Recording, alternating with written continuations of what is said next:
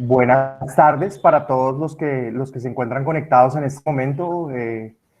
Para mí es un placer el día de hoy que nuestro personaje del día, María Camila Vallejo, nos está acompañando. Aunque pues la mayoría de todos la conocen, para los alumnos que están conectados de nuestra universidad. María Camila es bióloga de la Universidad Nacional de Colombia. Se graduó en el año 2011. Desde antes de haberse graduado, más o menos desde el año 2010 hasta 2014, 2015, estuvo trabajando con el Smithsonian. Hacia la última parte estuvo trabajando también con una profesora que se llama Christine Bacon de la Universidad de Gotemburgo. Después, en 2018, se fue para Texas a hacer una maestría en Sam Houston State. Y en agosto de ese mismo año engatilló ahí mismo el doctorado y empezó en la Universidad de la Florida, en el Museo de Historia Natural, su doctorado, ¿no? Entonces, de verdad un placer, una amiga de la casa, gran amiga de todos, una guerrera, una persona pues que yo he admirado por mucho tiempo porque es mamá, y porque ha sabido sacar adelante todos sus roles. Y para mí de verdad es un placer que hayas aceptado y que estés el día de hoy. Estás aquí con muchos amigos, con mucha gente que te quiere. Entonces el público es tuyo. Les pido el favor entonces cerrar micrófonos y cámaras para que podamos usar el ancho de banda para que la conferencia de María Camila funcione lo mejor posible. ¿Listo? Entonces voy a poner mi cámara, mi micrófono, y el público es suyo, María Camila. Listo. Muchas gracias. Gracias, Felipe, por invitarme. Gracias a Camilo. Muy rico verlos a todos otra vez, así sea pues un poquito y por la distancia. Qué chévere que me hayan invitado, realmente me parece muy emocionante, pues porque hoy voy a hablar de una cosa que creo que hablamos muy poco en paleontología de vertebrados, y lo que les estoy presentando hoy es parte del trabajo que estoy haciendo como mi tesis doctoral, no es el centro de mi tesis doctoral, es parte de lo que estoy haciendo. Empecé más o menos hace 2 años, ya casi 2 años, a trabajar en esto con mis co-advisors, que son David Blackburn en el Museo de la Florida y Jonathan Block también en el Museo de la Florida. Entonces hoy les voy a hablar de las ranas del Oligoceno y unos fósiles que encontramos esculcando entre las colecciones, por así decirlo. Entonces yo quiero resaltar hoy el papel que juegan las colecciones para nosotros como biólogos y en general para todo el mundo, ¿cierto? Como geólogos o paleontólogos. Porque básicamente las colecciones son los repositorios de la biodiversidad. Es donde nosotros vamos a saber qué hay en el planeta ahorita, qué hubo en el planeta, y vamos a poder tener un registro de lo que ha ido pasando y cómo ha ido pasando en el tiempo, ¿sí? Aquí en la foto les estoy mostrando una foto de una de las galerías o de uno de los pasillos de la colección de herpetología de acá del museo, como que el segundo hogar. Y en este lado estamos viendo la colección de paleontología de vertebrados de la Universidad de la Florida, del Museo de la Florida, que también tiene muchísima tradición y es un museo una colección supremamente organizada, que tiene fósiles de muchos lugares diferentes y de diferentes periodos. Entonces, cuando yo me pongo a mirar lo que yo encuentro en esta colección de paleontología, para mí como paleontóloga y como bióloga es muy interesante ver que la mayoría de las cosas que encontramos en esta colección y en muchas otras colecciones son cosas que son de gran tamaño, ¿sí? Son cosas que son como muy llamativas. Pero cuando nosotros pensamos en lo que es la realidad de cuando nosotros vamos al campo, qué animales vemos, o cuando nosotros salimos a pasear el perro, qué animales son los que vemos, generalmente los animales más raros, que son los que están representados en las colecciones, que son animales grandes, es difícil ver esos en un encuentro casual, ¿cierto? Y eso básicamente está hablando de cómo nosotros estamos enfocándonos en una parte del registro fósil que de pronto no es el total del registro fósil y estamos perdiendo una gran parte que son las especies medianas y pequeñas y que esas especies básicamente nos van a ser de pronto un poco más abundantes, van a contar un poco mejor la historia de una comunidad de algún lugar en particular. Entonces, por eso es muy importante revisar en las colecciones y cuando estamos en el campo y cuando estamos colectando otro tipo de cosas que no son necesariamente nuestro grupo de enfoque o nuestro grupo favorito o que sean grandes o bonitos, ¿sí? Entonces, básicamente una de las cosas que es como que a mí me motivan a seguir haciendo paleontología, que a mí me motivan a seguir buscando fósiles en las colecciones o en el campo, o lo que a mí realmente me mueve y me gusta es mirar de qué forma nosotros podemos completar el registro fósil, saber qué es lo que nos está faltando y cómo podemos llenar nosotros esos pedacitos. Y en particular a mí me interesan y me gustan mucho los anfibios por muchas características que ya les voy a contar, especialmente las ranas y los sapos, ¿sí? Y también, pues, es interesante saber por qué y cómo nosotros podemos ver las diferencias entre una rana de un tipo y una rana de otro tipo. Porque a un ojo que no ha estudiado mucho, que no se conoce mucho de este tema, puede decir como, son la misma cosa, pero realmente puede que no lo sean, no lo son. Entonces, empecemos por qué me interesan a mí las ranas y los sapos. Entonces, básicamente, por algo supremamente sencillo, son organismos supremamente conspicuos casi que en cualquier ecosistema. Puede que usted no vea la rana, pero usted oye la rana, o cuando está caminando por el lago, ve los huevos de las ranas, ¿sí? Entonces son animales conspicuos. Alguna gente los ama, algunas personas completamente opuesto a eso. Son aproximadamente el 88% de la diversidad de anfibios del planeta, el 88% son ranas, y tiene una diversidad, como ustedes pueden ver en esta foto, grandísima, ¿cierto? Y la diversidad no solo es en formas y tamaños, sino que también en modos de vida y en modos de reproducción, que es una de las principales razones por las que las ranas son tan interesantes.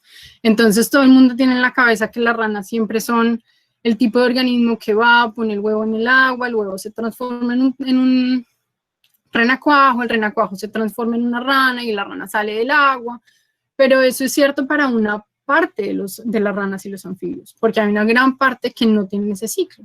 Entonces, por ejemplo, acá en esta foto, estas son las típicas ranas que tienen un ciclo de vida como el que nosotros conocemos. Acá tenemos otras ranas que tienen otro tipo de estrategia, que es no poner los huevos en el agua, sino que ponen diferentes nidos y esos nidos pueden tener dos opciones, que caen al agua para completar como el estadio hacia los renacuajos o simplemente completan todo el proceso durante el huevo, ¿cierto? Entonces, nunca hay un estado de renacuajo, sino que simplemente salen unas ranitas súper chiquititas. Y además de eso, hay unas estrategias supremamente raras para también adicionales. Entonces, por ejemplo, acá está una rana que se llama Pipa Pipa, que es principalmente de la Amazonía o selvas bastante húmedas, en donde la hembra carga los huevos en la espalda y los huevos hacen toda su transformación hasta las pequeñas ranas en la espalda de la hembra. O tenemos otras ranas marsupiales que, por ejemplo, lo que hacen es guardar las ranas o los huevos dentro de un marsupio o una bolsa que tienen en la espalda. Y de esa forma salen las ranitas ya eclosionadas de los huevos. Algunos dendrobátidos, que son básicamente las ranitas venenosas.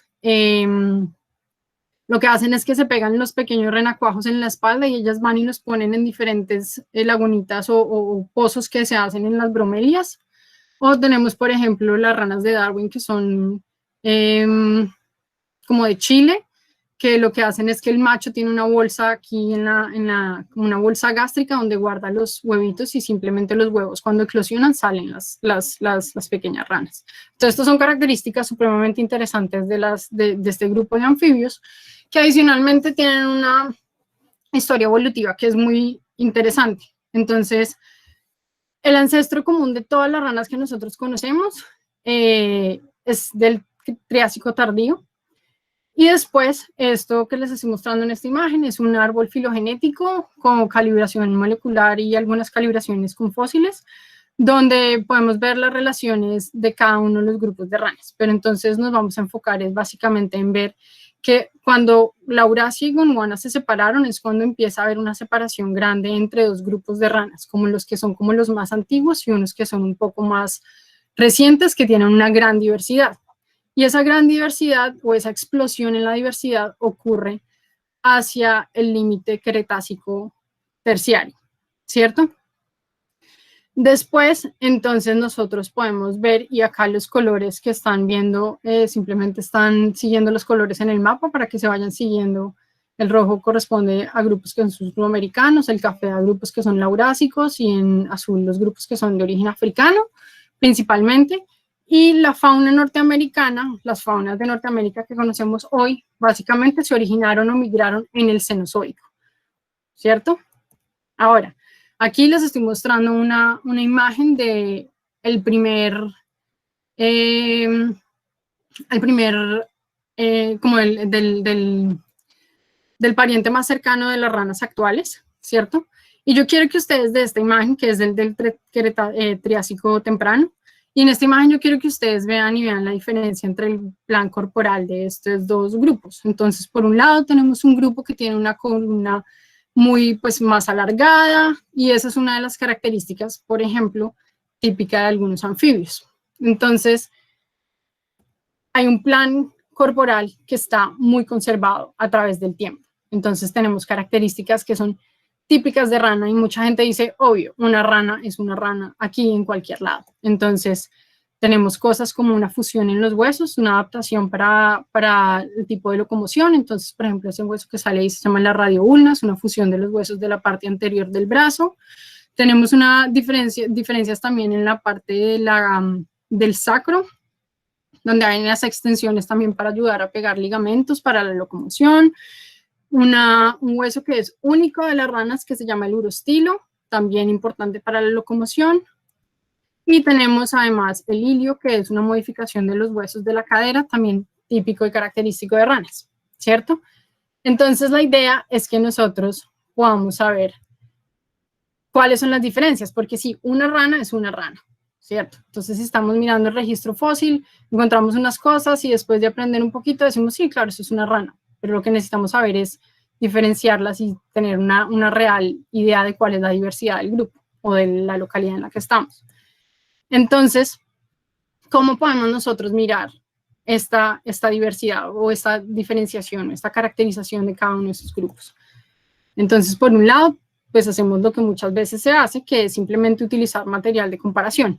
Entonces, utilizamos material de especímenes actuales, vamos a la colección, buscamos los esqueletos de diferentes grupos de ranas y empezamos a comparar los fósiles con lo que nosotros tenemos, ¿cierto? Con los esqueletos.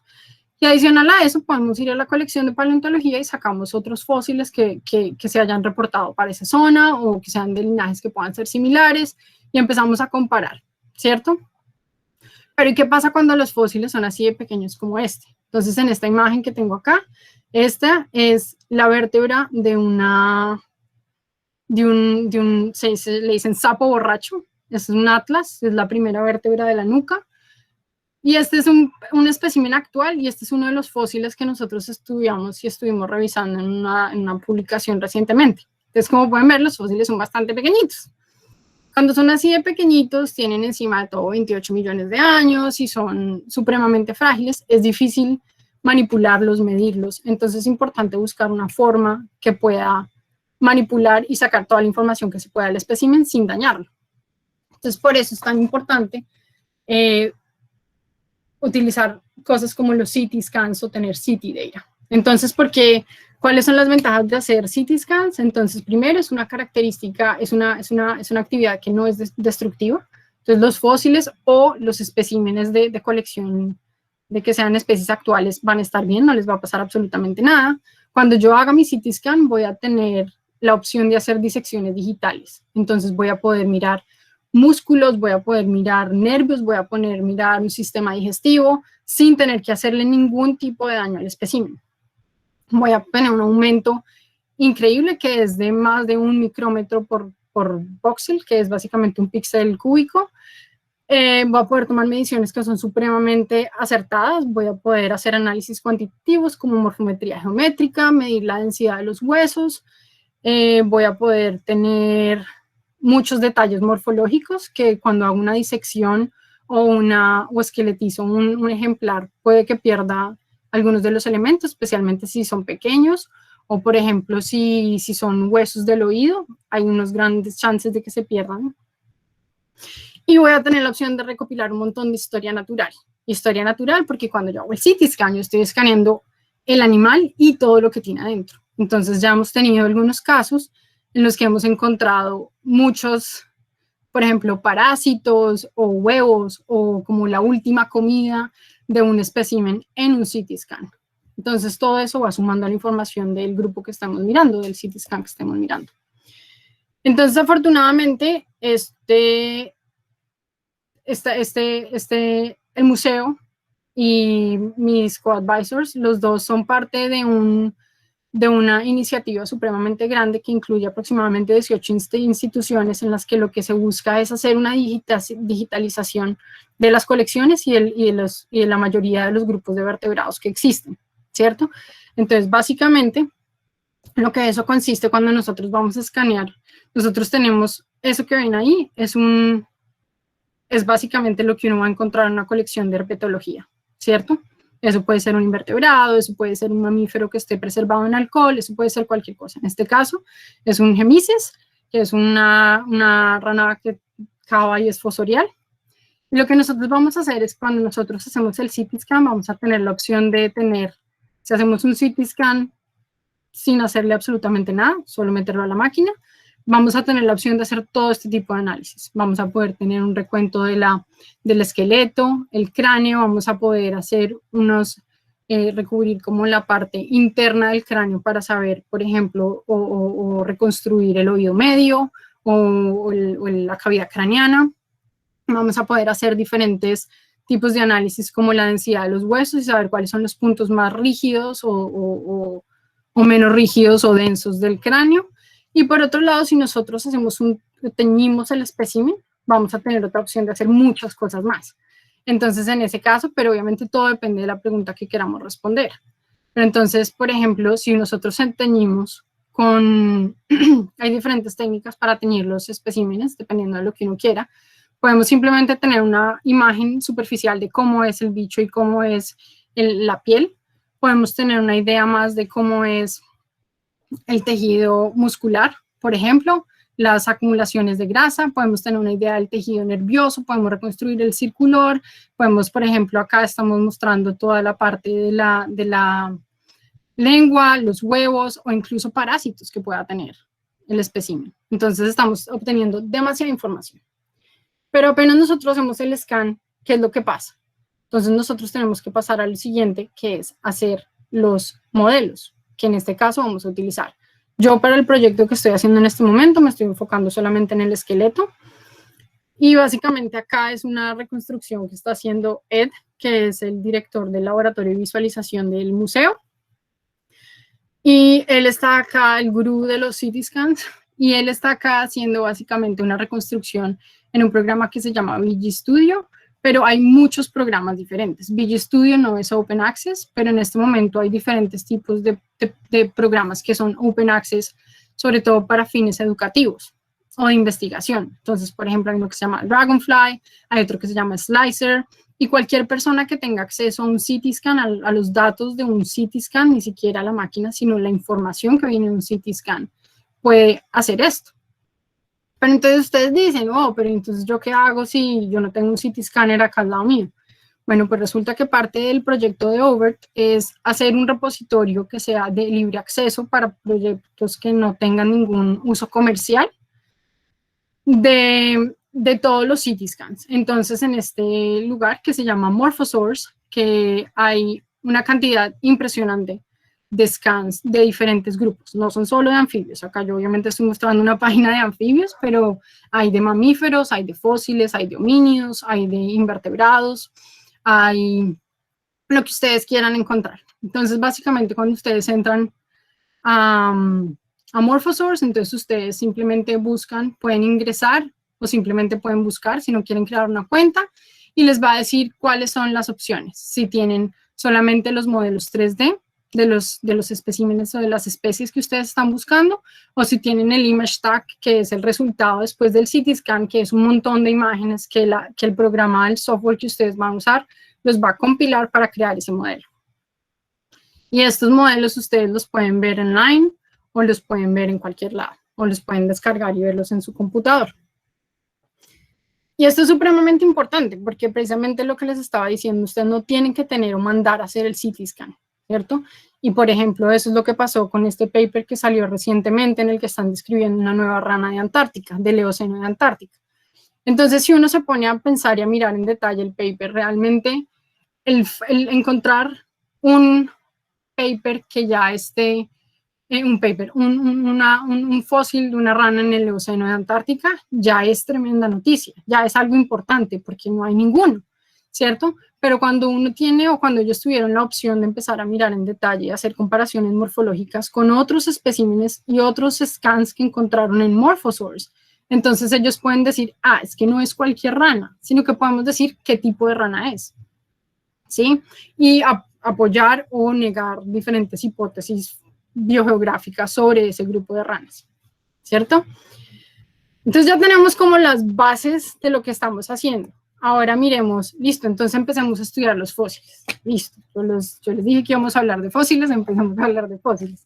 Entonces lo primero que queremos saber es por qué es interesante mirar los fósiles de la Florida. Bueno, entonces la Florida tiene una historia de estudio de paleontología de vertebrados que es impresionante. Tiene el registro fósil terrestre empieza en el Oligoceno. Es un poquito y va incrementando hasta el Pleistoceno, donde hay una gran cantidad de depósitos y los fósiles son relativamente abundantes, ¿cierto? Y la Universidad de la Florida y otras universidades durante muchísimo tiempo han tenido como una forma muy sistemática de hacer esas excavaciones. Y esa forma sistemática de hacer las excavaciones hace que las interpretaciones que nosotros hagamos o los descubrimientos que hagamos estén acompañados de muchas más cosas, como entender completamente o mejor cómo está organizada la comunidad de ese momento en ese lugar. Entonces acá son 2 ejemplos que estoy poniendo de una localidad que se llama Thomas Farm del Mioceno temprano. Entonces en este lado vemos una foto de cómo es la excavación. Perdón, y al otro lado vemos simplemente cómo se empiezan a acumular las cosas que empezamos a sacar para después empezar un proceso de procesar qué es lo que están encontrando. Y abajo una localidad que es más reciente, que es del Mioceno tardío,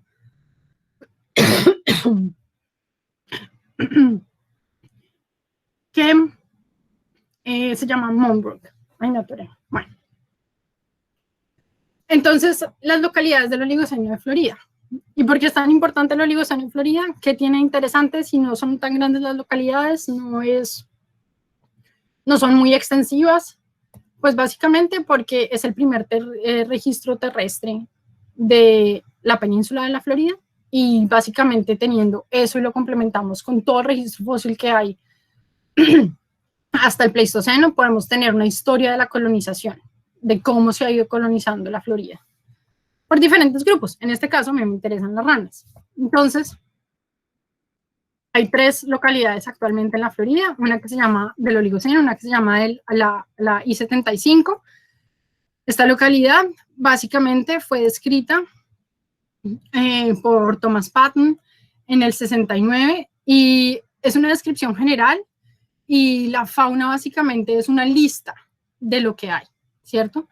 En esta lista, él menciona que hay 2 anfibios, que básicamente es un bufo, o sea, un sapo, y un escafiopus, que es un sapo con espuela, pero pues nosotros mirando después, nuevamente revisando el material y todo, pues ese bufo no es un bufo, sino que es una especie diferente, o un grupo, una familia diferente. Pero como pueden ver, el enfoque que se pone en los anfibios y en las ranas es muy poquito. Ahora tenemos la localidad que se llama Live Oak, que es más al norte de la I-75. En esta localidad, nuevamente, esto ya es más cercano al Mioceno, Oligoceno tardío. Entonces, en esta localidad tenemos muy poquitos anfibios también, pero estos anfibios nunca los han mencionado a nadie. Estos son parte de los anfibios que están en una gaveta en el museo que dice como, esto es de esta localidad, alguien algún día los mirará, ¿cierto? Y finalmente tenemos Brooksville 2, que es una localidad que es supremamente importante para entender la fauna de mamíferos de acá de la Florida de esa época. Y nuevamente en esta descripción de la fauna, los anfibios simplemente son las ranas en particular simplemente son una pequeña frase en todo el artículo que dice como hay anfibios. Entonces después de nosotros nos pusimos a pensar con David Blackburn y empezamos a hacer una recopilación de todos los artículos que han sido publicados sobre ranas fósiles de la Florida. Y entonces, básicamente la conclusión es que a partir la fauna está muy bien estudiada a partir del Mioceno, pero el Oligoceno, que es la parte como más interesante porque es cuando aparece realmente o cuando está emergido, cuando hay es una parte terrestre, es la primera vez que hay depósitos terrestres, no hay nada realmente. Entonces nosotros, basándonos en esta lista que hicimos, identificamos 5 familias, que son los sapos, básicamente, los sapos, la familia Bufonidae, que tiene un registro fósil de acuerdo al de Paleobiology Database, que supuestamente es de 20 millones de años. Los Microhylidae, que básicamente son las ranitas de la trompa de angosta, también son supuestamente en el Cuaternario de Florida, pero posteriormente ya se han ido encontrando en otras localidades. Tenemos ranas arborícolas, tenemos ranas comunes, como las llaman, y tenemos también ranas de espuela o sapos de espuela, con espuelas. Y cuando miramos esa diversidad de los fósiles, podemos mirar cuál es la diversidad actual de Florida y encontramos que son las mismas familias y más o menos los mismos géneros. Entonces lo que hacemos es que sabemos que son la misma diversidad. Entonces lo que nosotros hacemos es hacer un montón de CT scans y utilizar esa información para generar diferentes como gráficos que nos puedan explicar o ayudar a visualizar las diferencias y hacer mejores descripciones de los fósiles que estamos encontrando, ¿cierto? Entonces utilizamos los modelos, utilizamos los especímenes de la colección, ¿sí? Y podemos tener una mejor descripción del registro fósil.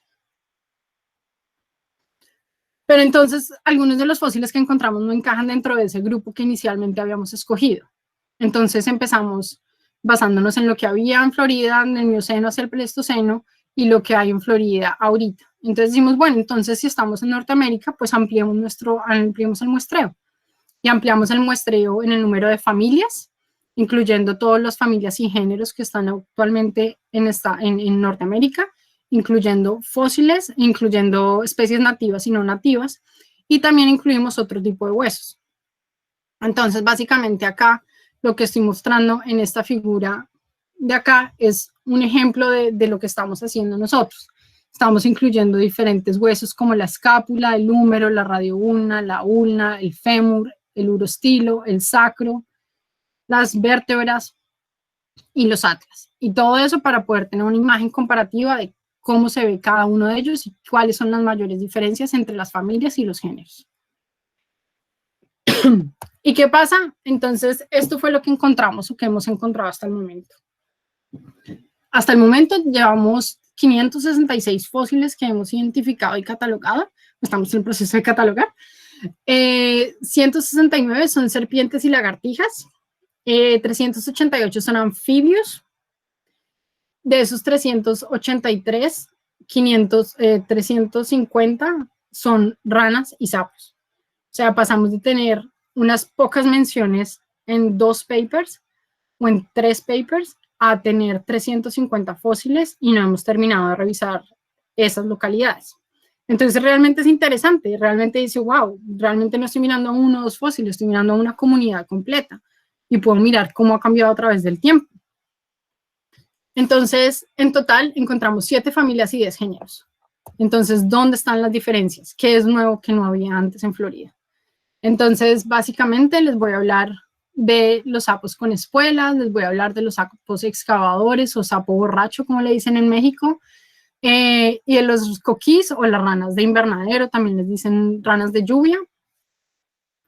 Entonces, empecemos con los sapos de espuela o la familia Scaphiopidae, que normalmente solo se había encontrado un género aquí, y nosotros encontramos un género adicional. Normalmente acá en Norteamérica esos 2 géneros están como en la parte central y oeste de los Estados Unidos, y la otra parte y el otro género está en la parte sur y en la parte este, ¿cierto? Las dos distribuciones de los dos géneros no se sobrelapan en ningún momento. Y los principales puntos donde uno puede decir, estas son las diferencias entre Scaphiopidae, entre el género 1 y el género 2, simplemente están en el atlas, que es esta vértebra que les estoy señalando acá. En las vértebras, en la imagen es la quinta vértebra sacral, presacral. Y en la escápula, que es ese huesito que está resaltado en rojo, ¿cierto? Como se pueden ver en la imagen, estas son huesos realmente muy pequeñitos porque la escala son solamente 2 milímetros. Ahora pasemos a hablar un poco del sapo excavador o Rhinophrynus. Este fue un trabajo que hicimos con Dave, con Ed y con Lauren González, que fue una estudiante de pregrado que estuvo trabajando con Dave antes de que yo llegara. Y básicamente en esta imagen es como una de las partes más bonitas y más importantes del paper, y es mostrar cómo se conserva la morfología de este grupo de ranas durante tanto tiempo. Entonces, en estas partes, la parte de la derecha son todos los huesos actuales de un espécimen actual, y los de la izquierda son los fósiles. Entonces tenemos el húmero, que es este hueso de acá, tenemos las vértebras, que son estas vértebras de acá, tenemos el fémur, el ilium, otra vértebra, y tenemos la radio 1. Entonces son solo unas de las vértebras, unos de los huesos que nosotros encontramos. Esta especie o este género también está presente en el Eoceno de Canadá, que es la otra especie que se llama Rhinophrynus canadiensis, y ahora estamos en proceso de esperar a que abran el CT scan para poder hacer un montón de scans de los holotipos de la especie, ¿cierto? Este es el primer reporte para el este de Estados Unidos, y esto es muy interesante porque esta rana solamente ocurre en lugares que son supremamente áridos, porque son unas ranas que son fosoriales, o sea que básicamente están viviendo todo el tiempo la mayoría del tiempo bajo tierra, y salen como a reproducirse o ocasionalmente cuando hay muchas lluvias. Entonces es muy interesante saber que durante el Oligoceno en Florida ese grupo estaba presente acá. Y la otra parte, que es una parte que a mí me parece supremamente interesante, es el grupo de los coquizos, las ranas de invernadero, las ranas de lluvias, que son los eleuterodáctilos. ¿Y por qué es tan interesante? Bueno, primero son supremamente abundantes en las localidades que nosotros estamos viendo. Son más de 150 fósiles que hemos encontrado, pero 150 fósiles que son diferentes partes del esqueleto. No es como que todo sea el mismo hueso, sino que tenemos húmeros, ulnas, radioulnas, tenemos pubis, tenemos un montón de diferentes tipos de huesos que confirman que definitivamente estas ranas estaban en el Oligoceno de la Florida. Entonces, ¿por qué estoy tan emocionada? Pues primero porque este grupo de ranas tiene 198 especies actualmente. Es uno de los grupos más diversos, no es el grupo más diverso de ranas, pero es uno de los más diversos. Y además de que son diversos en el número de especies, son diversos en la ecomorfología, o sea que uno los puede encontrar en una cantidad diferente de ambientes. Entonces algunos son semiarbóreos, otros viven dentro de la maleza o dentro de la hojarasca, hay unos que son terrestres, hay unos que son más acuáticos, fosoriales, hay de todo, ¿cierto? Y eso está también asociado a algunas variaciones morfológicas. Lo que pasa es que documentarlas es muy difícil porque son 198 especies, ¿cierto?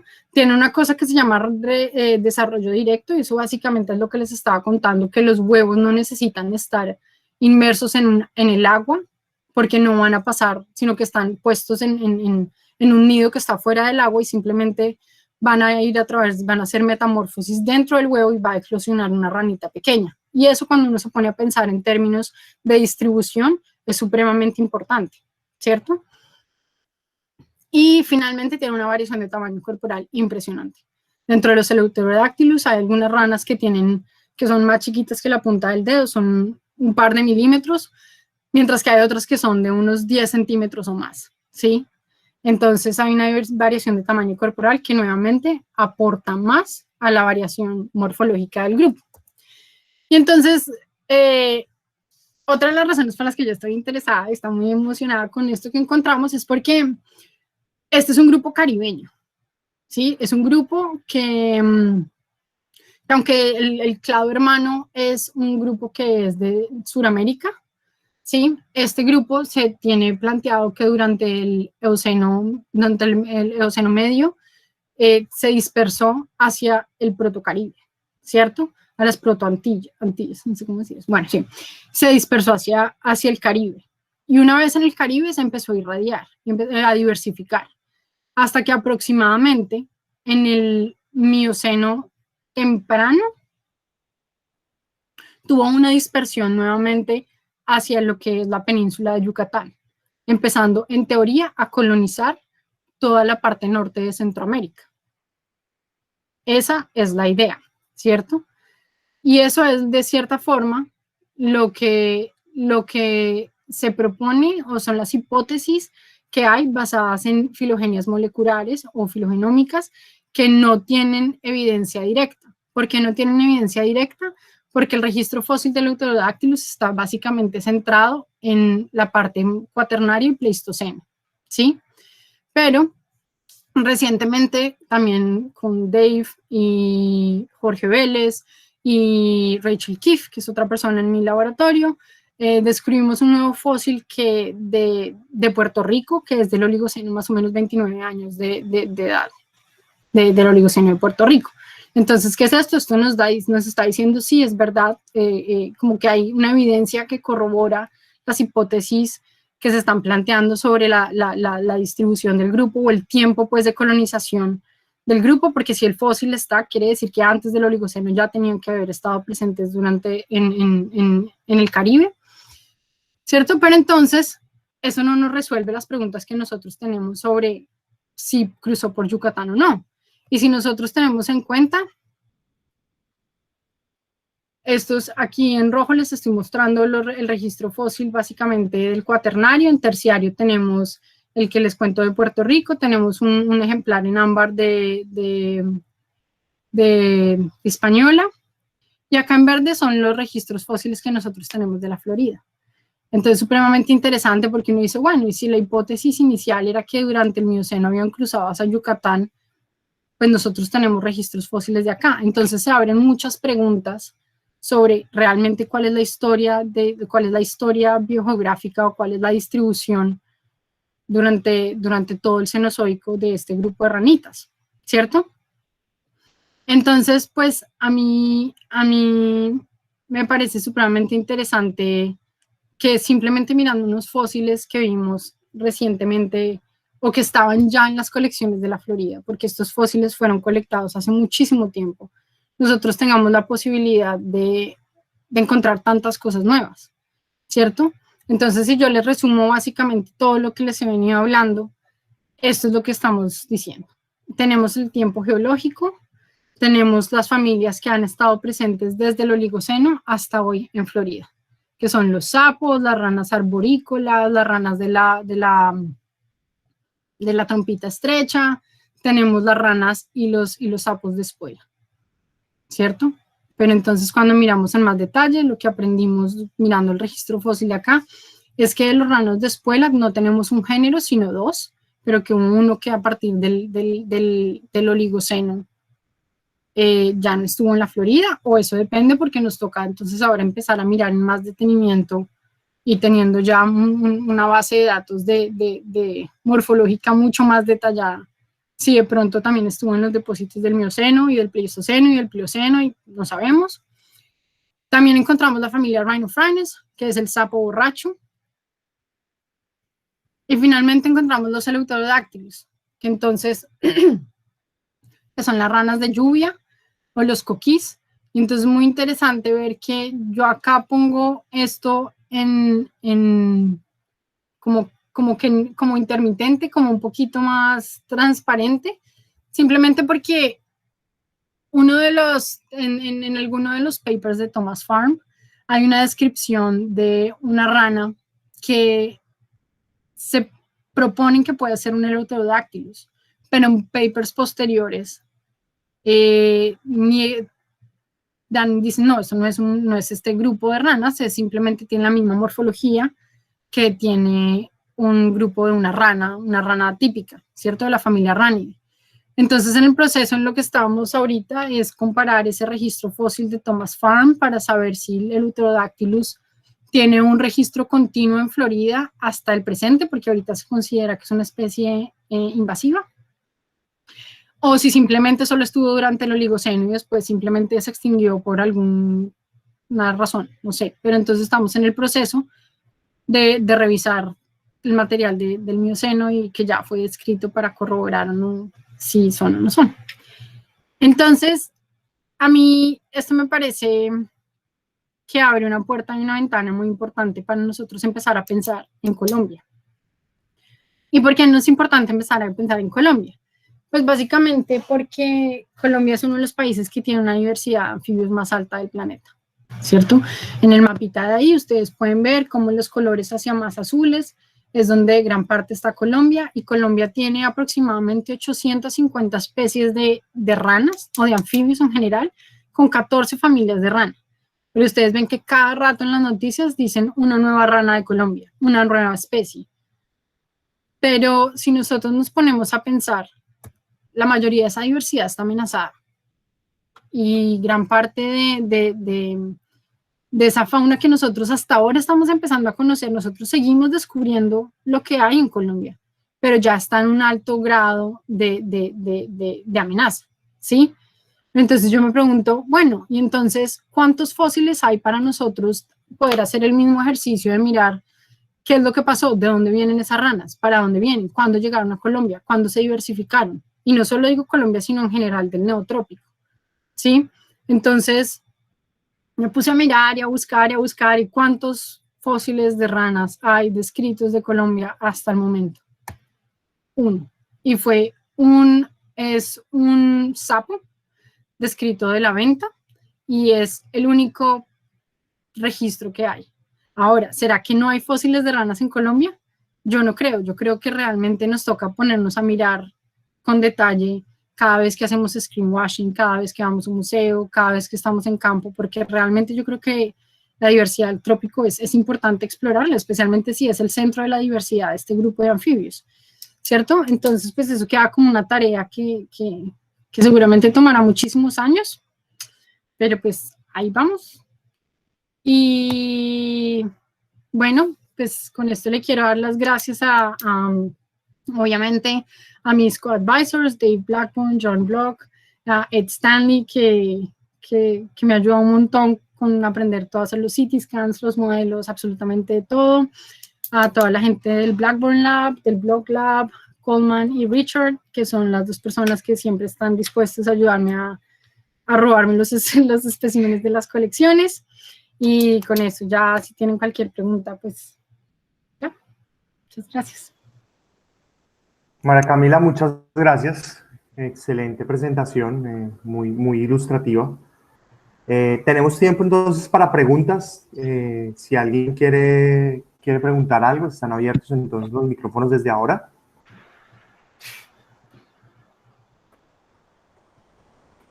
Aquí por el chat están preguntando, los otros 33 fósiles de anfibios de los análisis que no son ranas ni sapos, ¿a qué especies pertenecen? Son salamandras.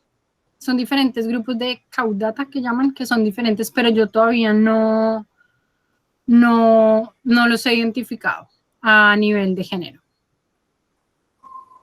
Ni a nivel de familia tampoco. Pero son salamandras. Ok, ¿alguien más?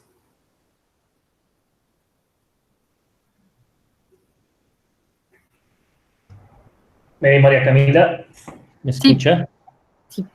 Sí, en La Guajira se hizo screenwashing, y yo recuerdo que se hizo bastante en el Oligoceno, Mioceno, ahí no se encontró nada. Que yo recuerde, Camilo, no. Yo estuve mirando parte del sedimento de Guaré. Pero no, pero hasta donde yo recuerdo no había ranas ni anfibios. Pero también me queda la pregunta porque nosotros hicimos mucho, como se acuerda, usamos los tamices en seco. Sí. Y esos fósiles son supremamente delicados. Ah. Entonces a mí me queda la duda si de pronto, y en ese momento yo tampoco es que tuviera un ojo súper desarrollado para identificar anfibios, la verdad. Entonces yo creo que sí, pero yo creo que de pronto, yo creo que deben haber. Yo creo que deben haber, y yo creo que una labor como más juiciosa del lavado del sedimento, como con mucho más cuidado, de pronto se pueden recuperar algunas ranas. Y yo no recuerdo haber mirado la de no sé, castilletes y molletes, no recuerdo. Sí, sí. Recuerdo Y en el Caribe, ¿usted dónde buscaría, en qué unidades buscaría sus ranitas o cómo haría? ¿En el Caribe en dónde? ¿En Colombia? ¿En La Guajira o en...? En general en el Caribe colombiano, ¿dónde le gustaría ir a buscar ranas? Uy, pues en donde estuvimos con Kevin, por Sucre, yo creo que ahí sería un sitio bastante interesante para ir. Claro que son un poquito jóvenes, pero pues el sedimento no es tan... Pero yo creo que sería interesante ir a mirar allá. En La Guajira volver a mirar la parte como más, no tan reciente como Guaré, también sería supremamente interesante volver a mirar. Aquí preguntan que ¿por qué te enfocaste en el Oligoceno? En el Oligoceno de Florida, bueno, esto es parte, el Oligoceno de Florida me estoy enfocando precisamente porque es el momento en el que la Florida empieza a estar expuesta, ¿sí? En el momento en el que empieza a aparecer el sedimento que es como continental, no es continental, terrestre, ¿sí? Entonces es el primer momento en el que podemos ver como cuál es el proceso de colonización. Son las primeras especies que llegan terrestres a esta región. Entonces, si podemos reconocer qué especies hay ahí, podemos empezar a mirar de a poquitos hacia el Mioceno cómo va cambiando y hacia el Plioceno, que ya el registro fósil es mucho más detallado, mucho más estudiado. Entonces podemos tener una idea mucho mejor de cómo cambió la fauna a través del tiempo, ¿no? Y también mirar, por ejemplo, si hay cambios en el biolemal, cambios globales en la temperatura dramáticos y cómo está respondiendo las ranas o la comunidad de anfibios en ese momento a esos cambios, ¿no? Que de cierta forma es un poquito hacia donde está más enfocado mi doctorado, hacia donde se está enfocando mi doctorado. Ok. Aquí preguntan, la relación que nos estableció en las últimas instancias sobre la posible evidencia de estas especies en Colombia, ¿en qué zonas ha intentado hacer estudios sobre su existencia o ha sido únicamente en La Guajira? Yo ranas en Colombia no he buscado, pero las veces que estaba en campo tampoco he tenido la oportunidad no la oportunidad, tampoco he tenido como el detenimiento de mirar solamente las ranas o no estaba lo suficientemente entrenada para identificar, por así decirlo, los grupos de ranas.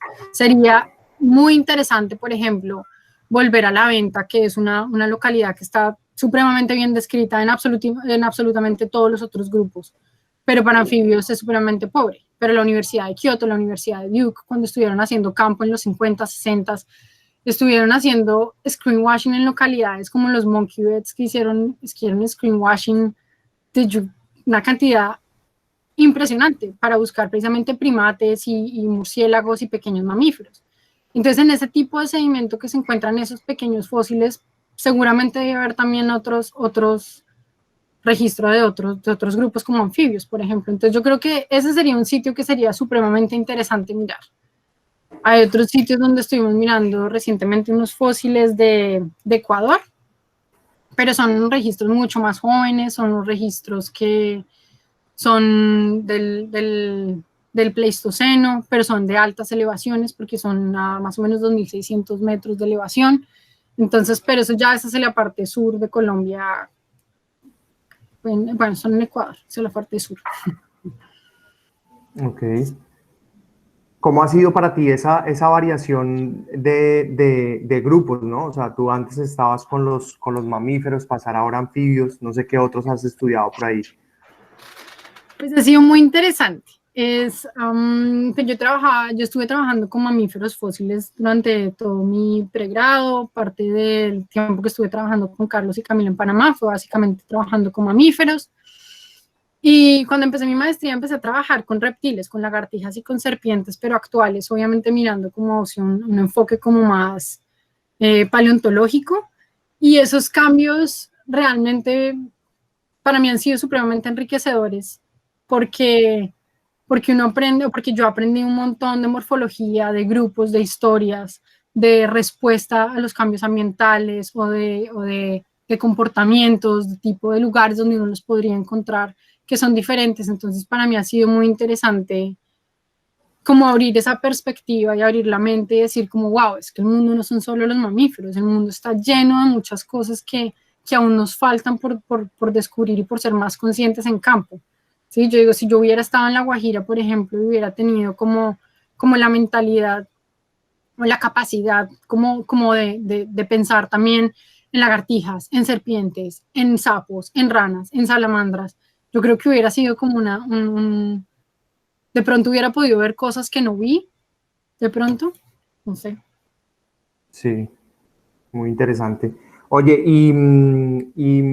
finalmente me gustaría que dieras como unas palabras de qué tan importante crees que sea tener colecciones o que hayan lugares en donde hayan colecciones. Pues las colecciones son supremamente importantes y tener unas colecciones que sean colecciones organizadas, digitalizadas, que tengan colecciones que estén disponibles para investigación, disponibles para que la gente las utilice, ¿cierto? Colecciones que sean, que estén creciendo constantemente son supremamente importantes. Y no solamente por el lado, por ejemplo, de herpetología y seguir teniendo como un mejor registro de lo que hay hoy en Colombia, pero también en paleontología y tener la opción de combinar las dos de alguna forma, la información de las dos colecciones es supremamente importante, porque en el registro fósil, ahorita yo que estoy trabajando con ranas, hay muchas cosas que uno nunca piensa. Entonces, por ejemplo, es en el desarrollo ontogenético, bueno, no piensa tan frecuentemente en desarrollo ontogenético, cuál es la variación intraespecífica, qué tanta variación hay entre machos y hembras, por ejemplo. Entonces, cuando tienes una buena colección de herpetología o cualquier buena colección donde tú puedas ir y tratar de completar esa información que necesitas para después compararlo con el registro fósil. Y un registro fósil que está bien curado, que sabes que está organizado, que el curador o el collection manager no necesariamente va a poder o va a tener la disponibilidad para ponerse a catalogar absolutamente cada uno de los fósiles que llega a una colección. Pero si tiene un método como bien elaborado para mantener un track de qué es lo que hay y qué es lo que falta por catalogar o qué es lo que está agrupado como en masa y que puede después ser separado entre grupos más definidos, yo creo que es muy importante. Y yo creo que para un país como Colombia, que tiene una diversidad tan grande, pero al mismo tiempo un cambio en los diferentes ecosistemas tan grande, es supremamente importante. Ok. Bueno, María Camila, muchas gracias. No sé si alguien tiene algún comentario más. Demos unos segundos a ver si alguien más quiere opinar. María Camila, una pregunta rápida. ¿Usted ha tenido la oportunidad de mirar el material de Panamá? Aldo, sí lo estuve mirando, pero muy a la carrera. Muy a la carrera. Sí. Porque hay un montón de ranas y de ilia y de isquia y todo eso. Sí, Listo, ¿no? a mí lo que yo estuve mirando así muy rápidamente, yo me dijo, estaba relativamente nueva, y yo me dijo, bueno, está este material por si le interesa mirarlo, no sé qué, hay varias cosas que pueden ser interesantes. Y yo me puse a mirar y hay unas cosas que parecen de un grupo suramericano que es supremamente diverso, que se llaman los leptodáctilos, o leptodactylidae, pues, que es básicamente un grupo donde estas ranas de lluvia, los leptodáctilos, en algún momento estuvieron metidos en ese grupo. ¿Sí? Pero sí, entre las cosas rápidas que yo miré, sí me pareció que había hay unos especímenes preciosos. Pero Sí, porque esos están separados. Es una localidad nueva, sí. Sí, son unos súper bonitos y me pareció muy particular que no son tan pequeños. No. No, pues para ser ranas, pues tienen un buen tamaño. Buena pierna. Ok, gracias. ¿Alguien más?